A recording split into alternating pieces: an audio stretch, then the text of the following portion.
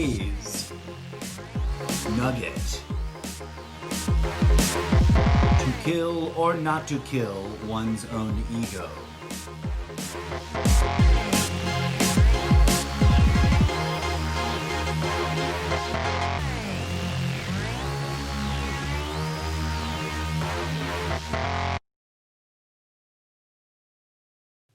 Hello and namaste, dear friends and audience members, fans, supporters of this humble, rough around the edges podcast show.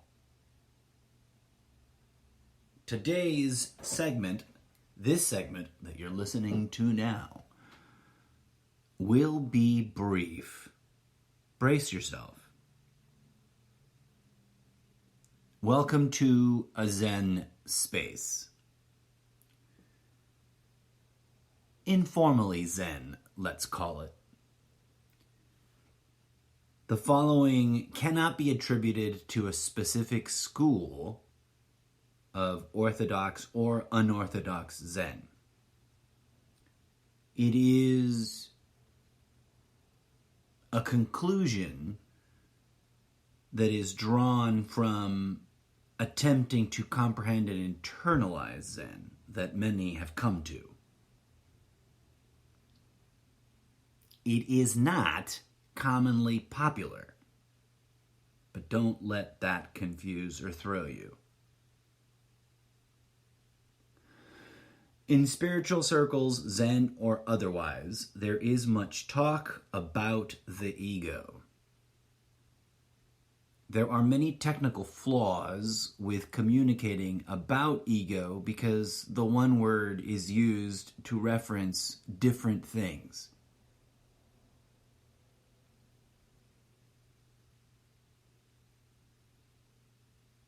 And over the course of history, through the usual ways in which misunderstandings become popular, trending anecdotes, one particular concept about the ego has already come and gone, has been trendy and passé and trendy again. And that is that we must kill our ego. I know that even respectable, looked up to gurus and celebrities and spiritualists have spoken of this. And it is not a false statement. It's not like it's fake news. There is some truth to that if one understands kill in a non-Western, non-literal way. And if one goes further back, one sees other words used in its native tongues from which this sort of axiom originates from. But I digress and present to you succinctly the following for your consideration. Don't take it literally. Don't take it on blind faith. Contemplate it. Mull it over. Reason with it. And most importantly, meditate about it to see what, if anything, that renders for you experientially. But I humbly submit to you that one actually, pushing up nerd glasses subtly, cannot kill one's own ego. One cannot control, remove, nor kill one's own ego. Why do we speak of killing the ego then? Because we do need to address the issue of ego and its toxicity and its propensity for seducing us into the slippery slope honeysuckle traps we commonly refer to as ego traps, or, to borrow from another tradition, sin.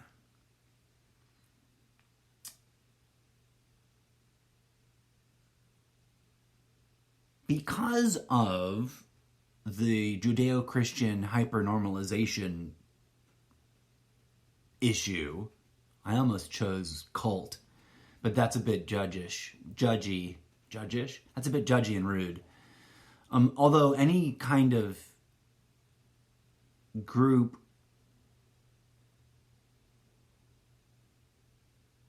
focused on matters spiritual or religious can get cultish right quick, so put a pin in that.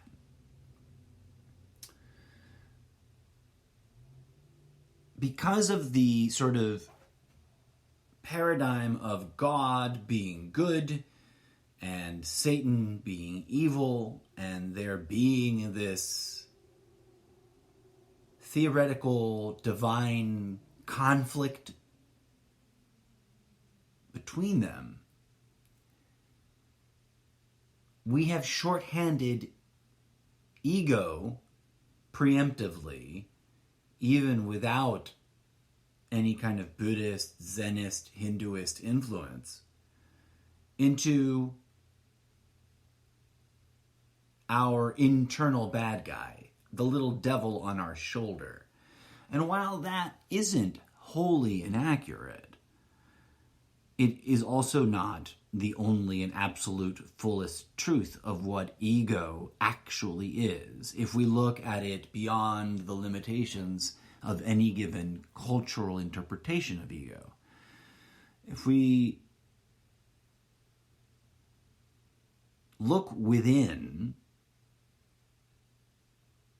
earnestly, we recognize that indeed there are many facets to our being, many entities of myself reflecting me and aspects of me back at me.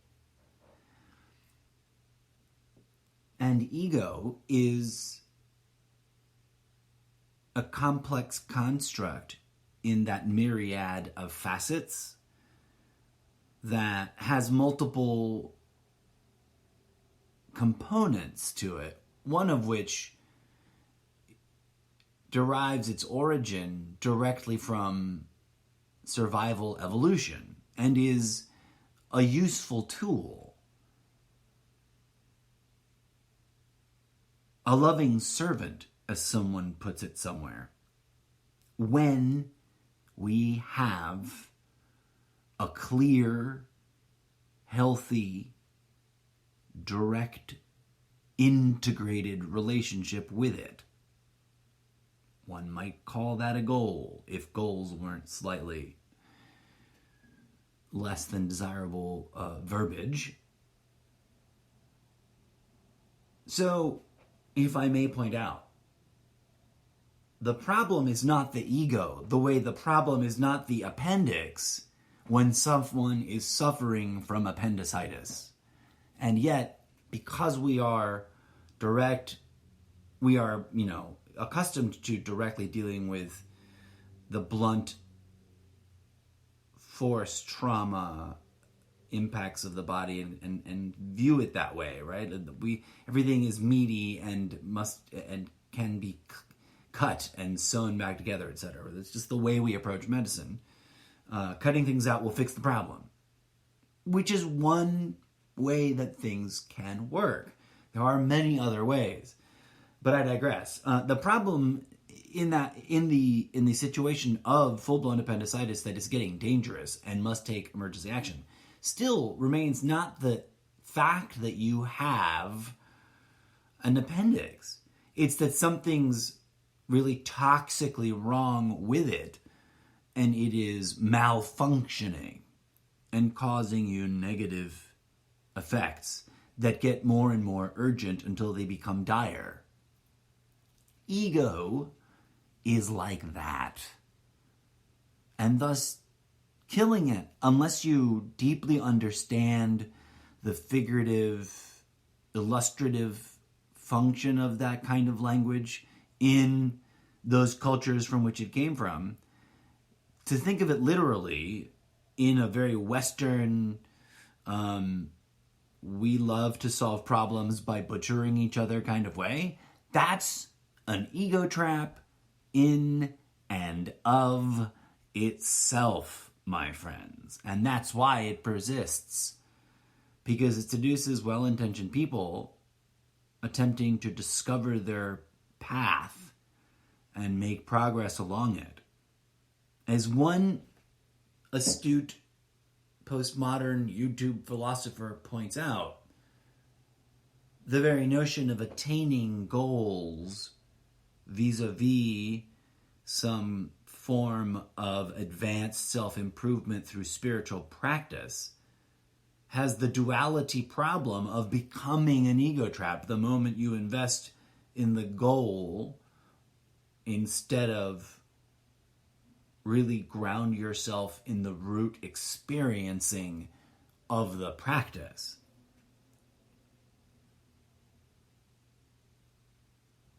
To come around the bend and hit the final mark, I assure you, dear friends, while it may sound a little weird and counterintuitive at first from a glossy surface magazine interpretation, magazine level, and I'm not being negatively judgmental, I'm just classifying that area or that level of, conscious, semi-unconscious awareness. That is a place many people, I myself was one at one point in my life. It's always a journey. We all progress through the various gates of progress. We were all newbies once, as the gamer in me likes to say at my fellow gamers when I am in game. We were all newbies once. Don't be a jerkwad to the new pro pilots. But that's another world, another universe.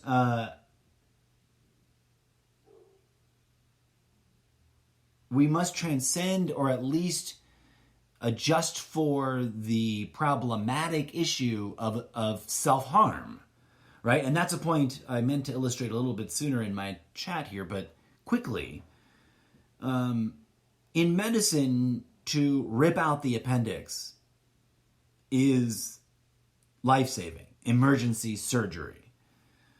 If you were to try to do that by yourself at home with your butcher knife, it would automatically be self-harm, wouldn't it? Please never attempt surgery at home, no matter how dire the circumstances, unless you have medical training and it's the end of the world and there's zombies about to kill you and everybody else, and you have the cure. But I digress, right?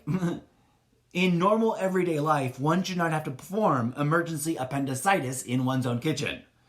Please let us keep that norm boundary in our society. Likewise, my dear friends, as we refocus on the Zen nuggety bits of this episode, to attempt to literally kill, or even figuratively kill, or even symbolically kill one's own ego is, in the best case of scenarios, slightly misguided and a temptation ego trap test, which hopefully, especially if you're trying to be really mystical about it and or entheogenic about it, will come with a stern talking to from some guide entity as presented to you by whatever plant, spirit, aids, and allies you might be participating in. And or if you're going raw, hardcore, and you're breathing all the hard, intense breath, Aryan, which I think, if I may do one little spiral out of control sidebar, I think breathitarian sounds better, because breatharian just brings up Aryan connotations, and that's, at best a complicated subject to accidentally invoke.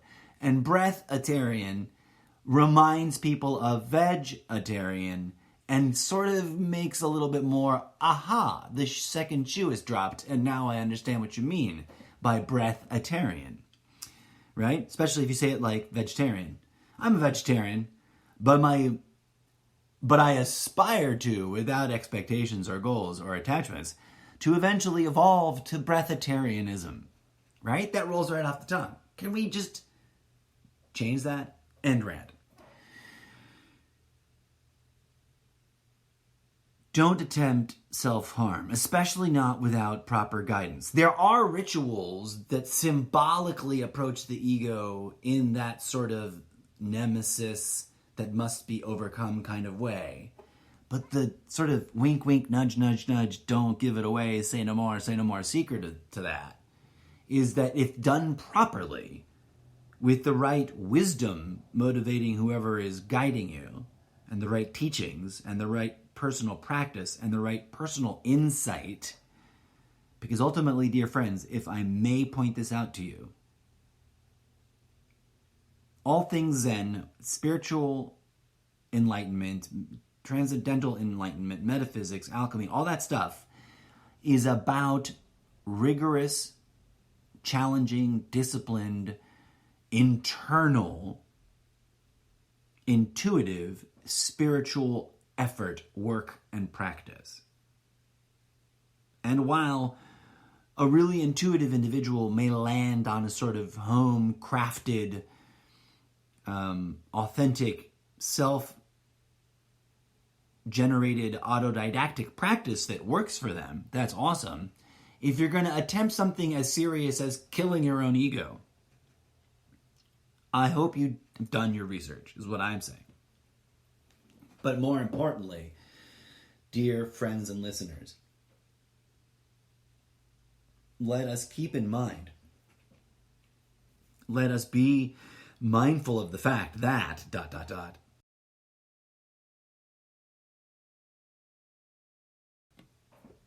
the key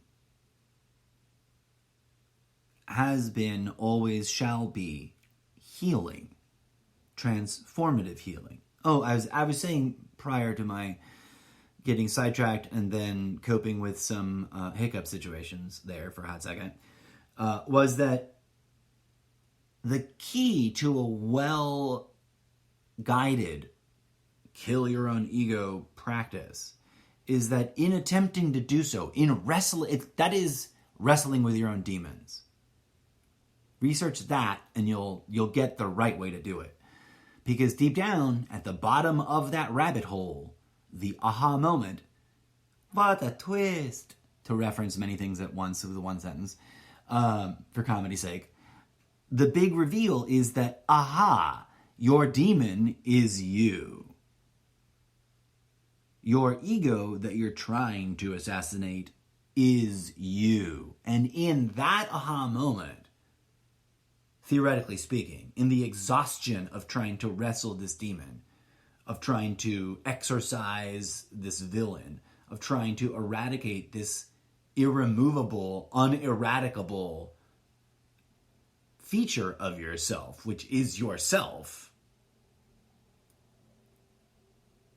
which is your shadow self,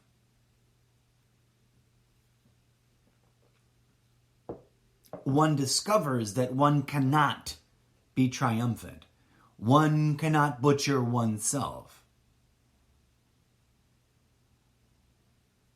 One can heal oneself. One can reintegrate oneself. One can hold oneself accountable. One can address one's deep-rooted trauma, which splintered one's perceptions. One can do all that litany of self-development work. From the mundane and traditional to the experimental and the bizarre to the truly nearly impossible to describe because it requires deep trance states and wordless journeys through the inner landscape of one's darkest inner void.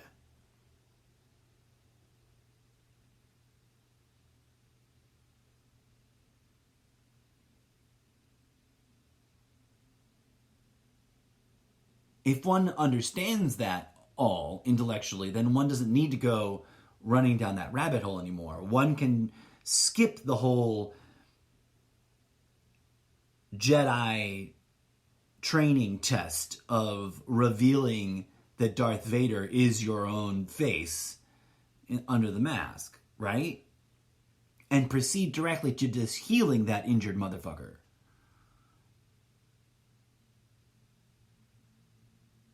And thus, I suggest to you, dear friends and listeners, that the next time you have the chance to ground and zen, that you focus and reinvest, because no one is so advanced that they cannot invest in a little bit of self-healing and self-work and self-transformation, right? No one is so perfected. No one is so advanced. No one has butchered and killed or removed or enslaved and controlled their ego so perfectly that they are done.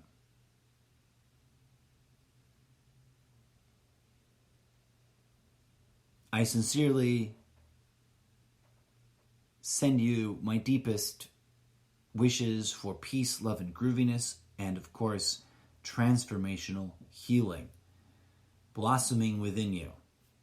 As always, namaste, and thank you for tuning in.